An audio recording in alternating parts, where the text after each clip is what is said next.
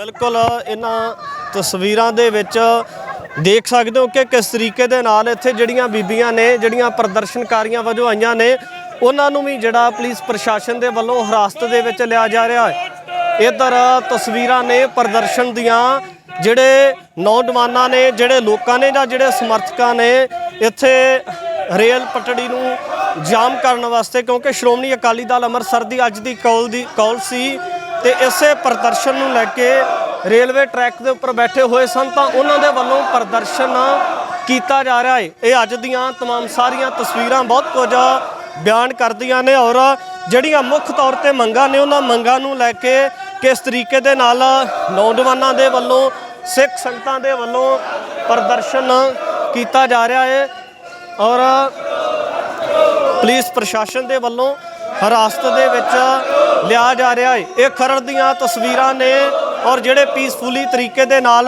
Protest करन वाले इत्थे प्रदर्शनकारी सन उन्हां नूं हिरासत दे विच लिया जा रहा। लखबीर सिंह कोटला हलका विधायक ने खरड़ तो उन्हां नूं भी हिरासत दे विच लिया जा रहा। इन्हां तस्वीरां दे विच देख सकते हो किस तरीके दे नाल इत्थे जिहड़े बजुर्ग ने नौजवान ने उन्हां नूं भी प्रशासन दे वल्लों हिरासत दे विच लिया जा रहा।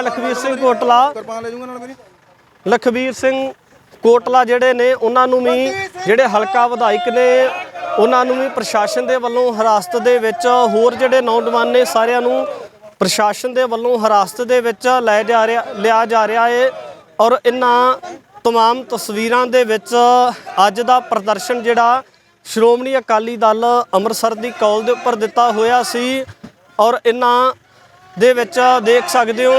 बाबा जी की कहना चाहोगे जी? ਅਸੀਂ ਉਹੀ ਪ੍ਰੈਕਟਿਸ ਕਰ ਰਹੇ ਹਾਂ ਵੀ ਸਾਡੇ ਬੰਦੀ ਸਿੰਘ ਰਿਹਾ ਹੋਣੇ ਚਾਹੀਦੇ ਆ ਜੀ। ਇਹ ਧੱਕਾ ਕਰ ਰਹੀ ਗਵਰਨਮੈਂਟ ਜਿਹੜੀ ਸਾਡੇ ਨਾਲ ਸ਼ਾਂਤਮਈ ਕਰਨ ਦੇ ਰਹੀ ਕਿਉਂਕਿ ਜਿਹੜੇ ਬੰਦੀ ਸਿੰਘ ਨਜਾਇਜ਼ ਐਨਐਸਏ ਲਾ ਕੇ ਸਾਡੇ ਅੰਦਰ ਡੱਕੇ ਨੇ ਜਿਨ੍ਹਾਂ ਦੀ ਸਜ਼ਾ ਪੂਰੀਆਂ ਹੋ ਗਈਆਂ ਸਿੰਘਾਂ ਦੀਆਂ ਉਹ ਵੀ ਅੰਦਰ ਡੱਕੇ ਹੋਏ ਨੇ। ਜਲਦੀ ਤੋਂ ਜਲਦੀ ਇਹਨਾਂ ਨੂੰ ਐਨਐਸਏ ਦੀ ਜੋ ਵੀ ਇਨਕੁਆਇਰੀ ਵੀ ਪੂਰੀ ਹੋਗੀ ਫਿਰ ਵੀ ਇਹ ਸਾਡੇ ਬੰਦੀ ਸਿੰਘਾਂ ਨੂੰ पंजाब नहीं लिया रहे ते रिहाई नहीं दे रही।